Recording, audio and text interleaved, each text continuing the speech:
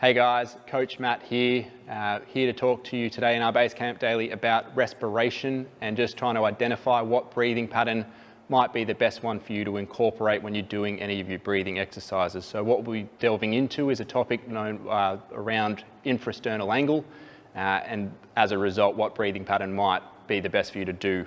So when we're talking infrasternal angle, what we're looking at is the angle at the base of your ribs, or sort of the way the shape of your rib cage, how it runs up to the bottom of your sternum. In an ideal world, this angle would be 90 degrees, but for the majority of people, almost everyone, no one meets that 90-degree marker. So we're going to end up either being in a wide orientation, like we see on the left, or a narrow orientation, like we see on the right. And both presentations mean that the body is doing different things to go through its full respiration cycle. And to try and correct these so that we're getting ourselves closer to 90, we want to work through two different strategies to make that happen. So if we look at the person on the left with that wide infrasternal angle, we're looking at someone who is using what we'd refer to as an inhalation strategy through those bottom ribs, and they've opened them up nice and wide. And what we want to do is try and teach that person how to close those ribs down. And when we're looking at someone with a narrow presentation, we're looking at someone who needs to learn how to open those ribs back up as they've adopted a bit of an exhalation strategy. So let's look at how we would go about trying to measure that angle to identify where you fall into, and then a couple of breathing exercises to work on trying to improve that. So what we'll do is we'll get me lying on the ground. Now in an ideal world, if you were to try and self-measure this, now it's best measured by someone else, but with us all being stuck at home, that's not necessarily the easiest thing to do. So in an ideal world, you would line up flat on your back like this. And if you had someone doing it, you'd have them doing it on you in this position. Just so you can see today, I'm going to do it inclined back, so not ideal, but just so you can get an insight of what we're trying to achieve, I'm going to lie back on this box and try and give you the best insight I can as to what we're looking at from there. So imagine I'm lying flat on the ground. What we're going to do from here in terms of doing it on ourselves is we're going to use our fingers. If someone else was to do it with you, they'd use their thumbs and roll their fingers around your rib cage. We don't possess that ability to do that, don't have that flexibility, so we're going to use our fingers instead. So what I'm going to do from here is I'm just going to stay nice and relaxed with my breathing, and I'm just going to roll or whack my hands on the bottom of my ribs and then just roll them off the very ends so that I'm just falling on the tips of those ribs down there. And all I'm going to do from here is just try and follow them up into my xiphoid process. So to find out where that is, if I come down from on top, I've got my sternum here, and as I feel down, I should feel hard, hard, hard, hard, and then it drops off into soft. And around about there is where my xiphoid process is. And it's at that point that I want my fingers to sort of stop. I don't want to press hard into that because it's uncomfortable. But if I jam up too high, then I'm going to confirm, or I guess give myself the impression that I've got a narrow presentation. But if I come just below that, then I get a bit of a better idea of what that presentation looks like. So it's helpful in this case, if you are measuring it on yourself, that you either have a camera around so you can have a look at what that looked like, or if you do have someone around but they just weren't comfortable enough to feel this out for you, then you can just get them to tell you what that angle looks like. Otherwise, you're just going to have a bit of a peek down and get an idea for yourself. So as we said, that angle can either be narrow or wide outside 90. So 90 is our ideal, and in most cases, you're going to fall one way or the other. And there are a couple different breathing strategies that we want to go with if you are one or the other. So if we are that more wide presentation, as we mentioned, we want to learn how to close down that angle. So if we look at the points to the side of the screen, we're going to put ourselves in a position where we've got our arms overhead to create stretch on the abs. We want a quiet inhale through our nose, but to get those muscles working down the sides of the ribcage, these external obliques, we want a nice forceful exhale to close that gap down. So the way that we're going to do that, or one of the ways, but the way we'll educate you guys to do that, is we're going to use an object to whack your feet up. So I've got a nice plyo step there. What you can use at home is a chair or a table. And all we're going to do from here is we're going to get you to set up on your back,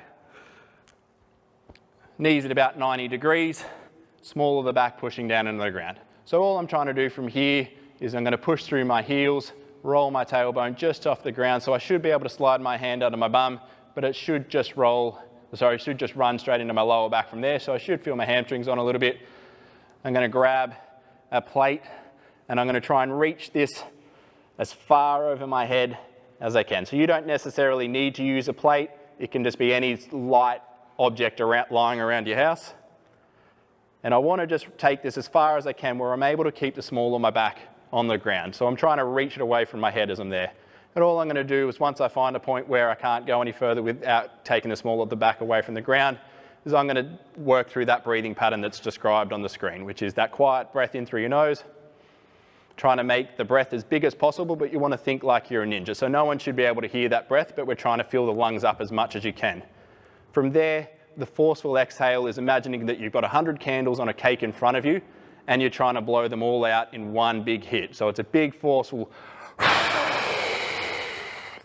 where I'm going to try and continue that level of intensity of breath, trying to get rid of all the air in my lungs so that those lungs are empty. And once I get to that point, I'm going to hold that breath for 4 or 5 seconds to really reinforce that pattern before I then try and take a silent breath in through my nose again and repeat that pattern. So what we'll do with that is we'd get you to try and work through that for 5 breaths at a time. And after 5 breaths, typically we start to lose a couple of things in that position and we're not as effective as we would be. So generally, lots of 5 is a good way to do that. 3 to 5 lots of breath is probably a good starting point with that. Now, if we're that narrow presentation, we've already closed ourselves off and we're already quite active through those external obliques. So we actually want to sort of shut those down and give other muscles a chance to open it back up and just relax us back into place. So the position we want to use and the breath we want to use is a little bit different to that wide infrasternal angle presentation. So in this case, we're going to use more horizontal holds, and we're going to use a bit more of a relaxed breathing pattern so that things open up, but then they just relax back into a more comfortable angle rather than that aggressive breath out we were taking where it would really close us back down to where we're at. So the breathing exercise or the position we're going to use and the breathing pattern we're going to use is going to see us in a horizontally reaching position, which is a quadruped position. So we're going to start on your hands and your knees, hands under shoulders, knees under hips. From here, we want to take this bone in front, that sternum that we felt before when we were measuring the angle. We want to make sure that that's parallel to the floor. And then from there, we want to imagine you've got a belt buckle on and you're trying to tilt that towards your belly button. So we've tucked that belt buckle to belly button. I've got that sternum parallel, and to finish off, from here I want to try and keep the sternum parallel as I reach myself away from the ground. Now I'm looking to hold this position, especially that reaching idea throughout this movement, as long as I'm not rounding my upper back, that it becomes a parallel sternum and a reach. And the breathing pattern that we're going to utilize now is again that ninja-like breath in, so a nice silent breath in through your nose. But the exhale becomes more of a relaxed fogging of the breath. So rather than that forceful we were talking about before with the wide infrasternal angle, this is like you're fogging a window. So it's mouth open and air just sort of escaping out. So it's a So we're still trying to do that to a point where your lungs feel empty, but the process will probably take a little bit longer just because air's flowing out of there a little bit slower. But we give a chance to open that angle up, but we don't have as many muscles aggressively pulling you back down into that closed position. We allow things to open back up, the diaphragm to sit in a position that we want it to for a normal, relaxed cycle of breath. Same as with your wide infrasternal angle breathing pattern though, when we finish that exhale, we want to hold for 4 or 5 seconds just to give the body a chance to sort of reinforce that pattern that we're working through. Same thing, lots of 5 breaths is probably a good marker to aim for, just so that we're able to hold on to the cues that we're looking to do without, if we go for longer, then we're more likely to lose those. So lots of 5 and 3 lots of 5 is probably a good place to start. Give it a try, see how you go. If you're consistent with that, look in time, we're looking to create the ability to open the lungs up a bit more and shut them back down, but hitting that 90-degree angle with a bit of consistency, hopefully that'll help you improve. Thanks, guys.